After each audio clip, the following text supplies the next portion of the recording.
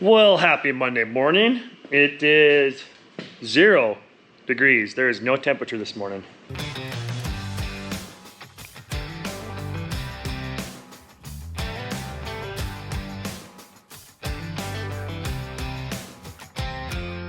Hi, I'm Tony Fast's daughter. I'm Tony Fast's daughter. I'm Tony Fast's daughter. Our family has been blessed to farm in Montana For over 100 years now. And it wouldn't be possible without the great team we have and blessings from our Savior, Jesus Christ.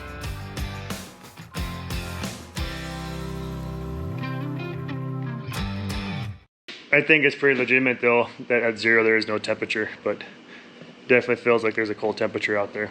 Anyways, quad track, Pete, stagger.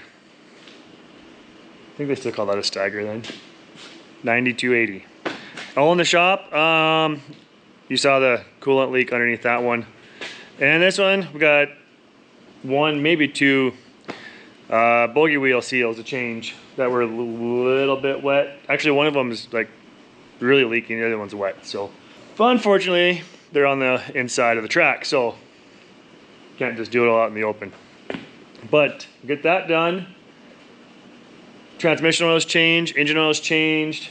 We'll clean up the cab a little bit yet and put it back in the shed for spring. Oh, and by the way, we're gonna be at National Farm Machinery Show in Louisville. I think I even said it right that time. The 13th, 14th, 15th, 13th, something like that. Anyways, we're gonna be at the May Wes booth on Thursday of the show for a meet and greet from 11 to 1. That's a tentative plan. It might change by the time we get there, but that's what we're planning for now. Well, I can't find my snap ring pliers in the shop for those clear caps to take off, so it's over west, I think, in the service truck. And Tim is gonna haul some barley to the ranch, and he needs some airline antifreeze because this is like the first cold snap we've had so far this winter. So we've been cool, but not this cold. We haven't been down to 0 yet, so. His brakes on this trailer are froze, or his airline is, so I'm gonna head over there, grab a snap ring, take him some antifreeze. Monday's Monday.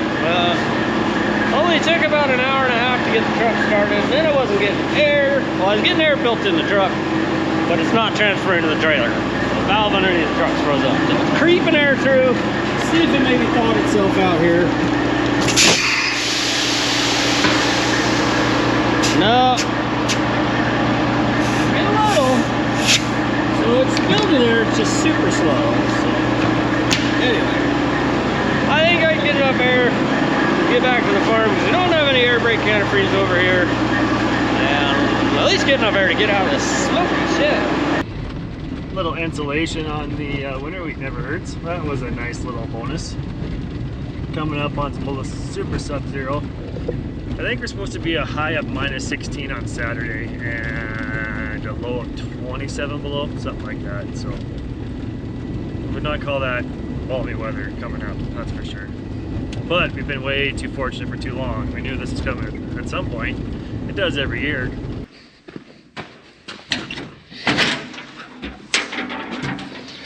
Oh, I think it's in this bottom one. Maybe. Maybe not. Oh, there it is. Probably from the one we did this spring in here. Out of the service truck. Alright.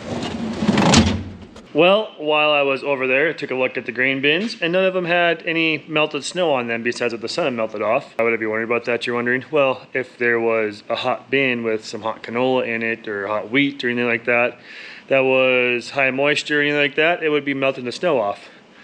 Well, it wasn't doing that, but I already knew that because I've got that new OPI system. Remember they put that in there last harvest time? I'll show you what it looks like on the phone side.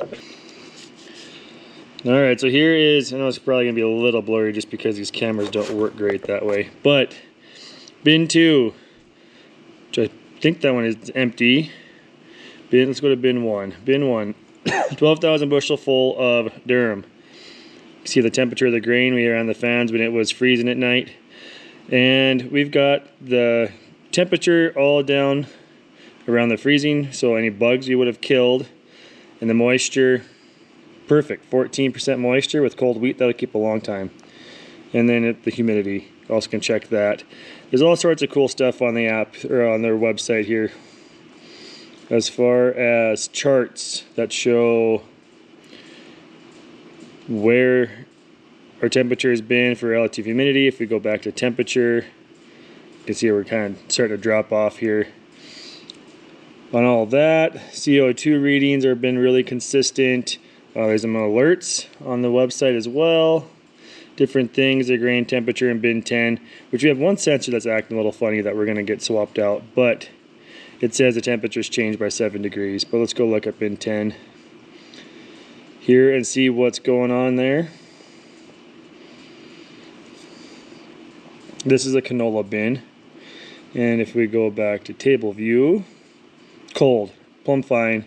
We do have like one sensor that jumps a bunch during the day, so if I go back and watch the 2 weeks, we can see this one sensor here kind of freaks out once in a while. So we're going to change that cable out, but really handy. Let's look at the moisture content. It's all down plumb fine. Super awesome peace of mind with this OPI bin monitoring system. I'm so happy to have this on our bins after the fiasco we had last winter with a canola bin that almost caught on fire. So very much worth the investment to put these on your bins, especially with canola for us. So there you go. Well, I forgot this stuff here at the shop. So Tim just came home with the truck. He's got to go east anyways, so it's kind of on the way to load up. Put some of this in already. He's got a few tires to air up too, so we're getting, that's the line that I pulled off, dumped in a cup of that stuff, baby. Definitely should be more than that, but we're gaining, I think. Might have to put a little more antifreeze in it. Yeah.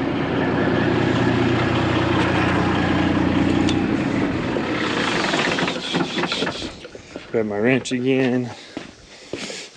And some more juice.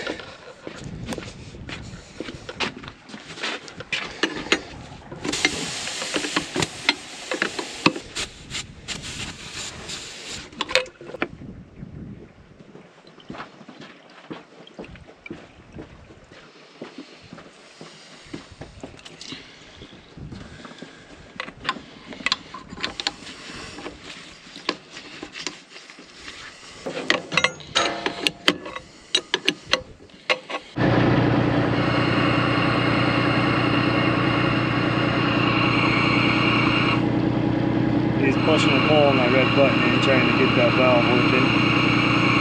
It'll come out of it eventually, as long as we get enough stuff in there. My hands are cold. Not bad. Aired up 4 tires and I'm on my way. So, gotta get a load of barley from over east, which is kind of a bummer because the truck was over west. But the farm was in the middle, so we solved all our problems in between. And anyway, so I'll go get my barley and then head west of Glasgow back to Cornwall Ranch and get that kicked off, and hopefully, should have probably been there by now, but only so much you can do because trucks are dumb. Well, I can't say 4:30 is the best time to show up and start unloading barley, but you can only do so much. Things did not go as planned. We wanted to dump it in an auger. We were able to dump the farthest back hopper in the open pit, you know, between the hay bales. And anyway, did not go as planned. The auger wouldn't run, the tractor PTO would not stay engaged, so ended up dumping the whole thing on the ground again after fighting with the tractor, and the tractor won. So anyway, dumped it on the ground, and I'm headed home.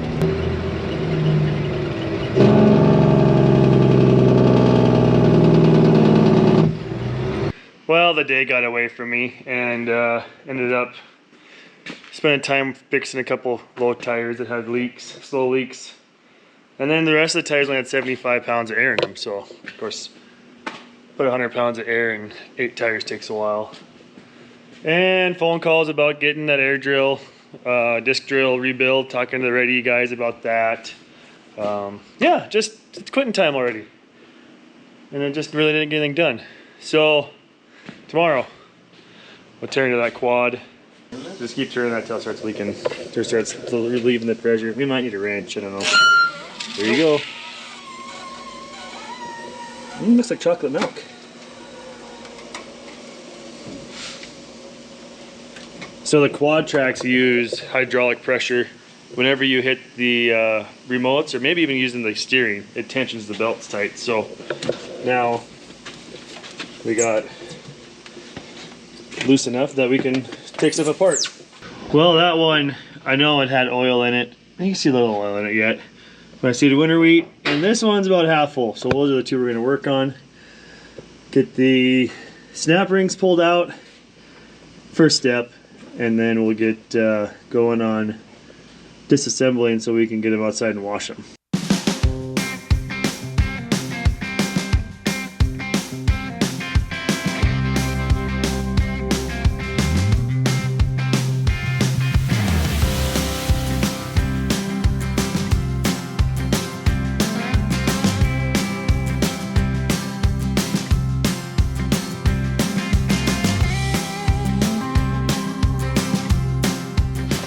Alright, so every one of these I've ever done, the rubber that is stuck to this L flange part is always melted off.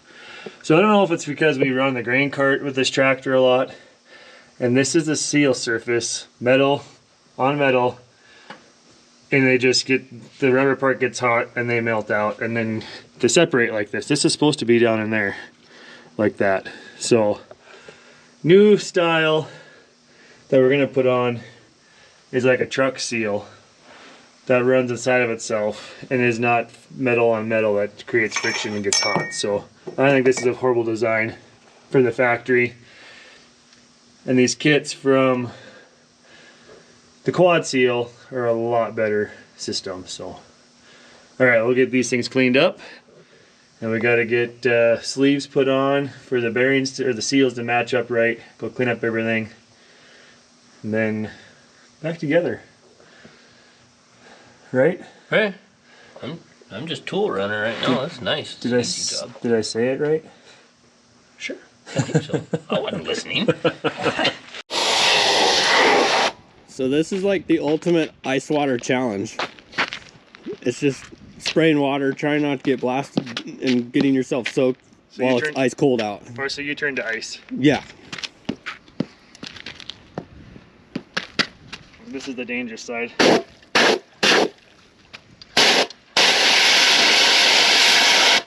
Maybe I'll back up.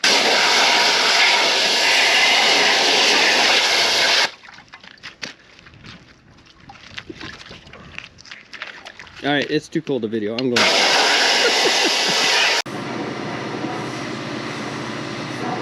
It's a lot nicer to just stand inside and video somebody doing the nasty jobs of hoping he doesn't blast a bunch of oil and dirt in his own face as you wash out a really round wheel and it just splatters oil, dirt, and water everywhere while at 20-degree temperatures.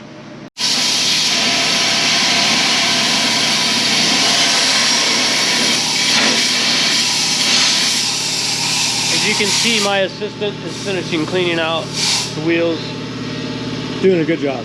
Keep up the good work. We don't want any moisture in there now. Right. I want you to inspect the races too. Make sure they're good. Feels good. Good. Then once all the water's blowing out, I like to brake clean them. Just in theory, this should hopefully take the moisture out. It probably doesn't, but it makes me feel better.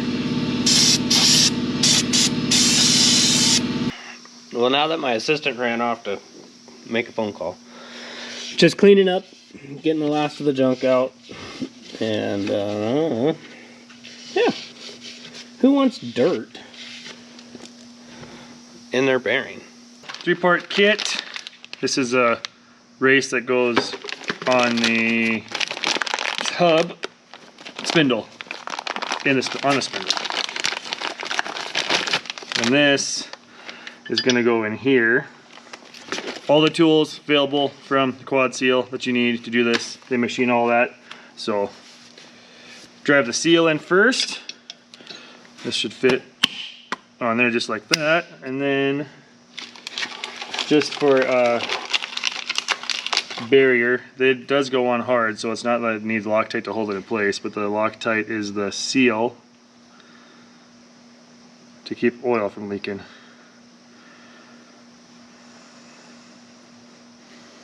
So bead all the way around. They are snug. I'll throw the other one in the freezer. That'll help. Just outside? Or outside, yeah.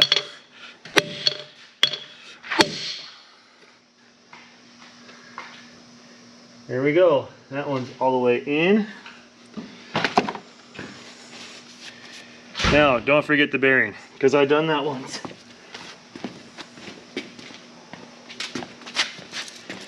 Bearings are all cleaned up. Race is nice and smooth. They were tight when I took them off, so we're not going to replace any of that.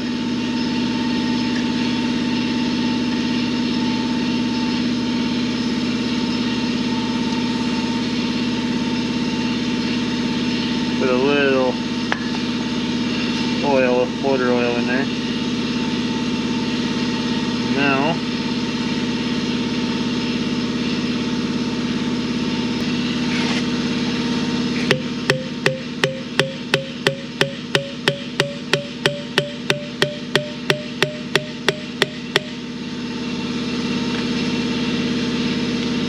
there we go. So on the spindle, it also requires a part to put on. Same thing, the Loctite for sealant. Whoops, don't drop it though.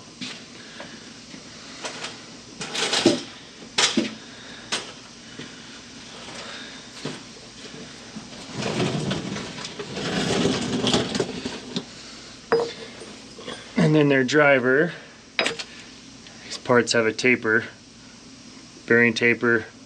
Inner race, got the stuff already on. This just slips on and self-centers on the spindle. You just tap that on.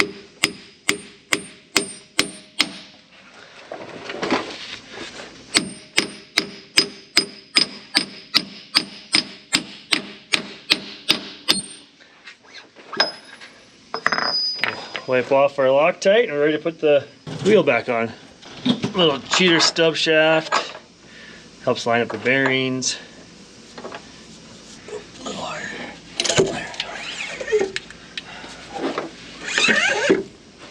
Sweet.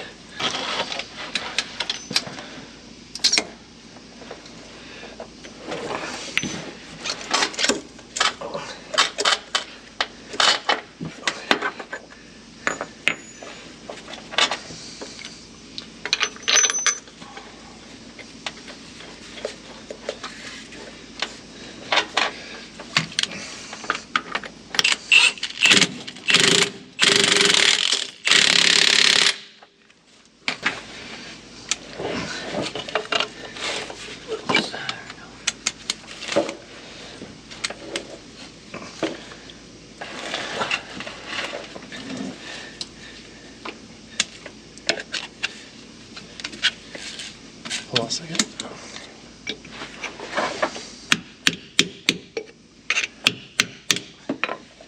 Done.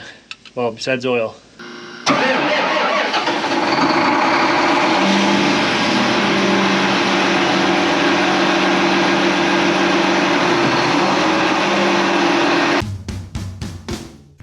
Hey everybody, thanks for watching. But don't forget, farm hard, pray harder. See you next video.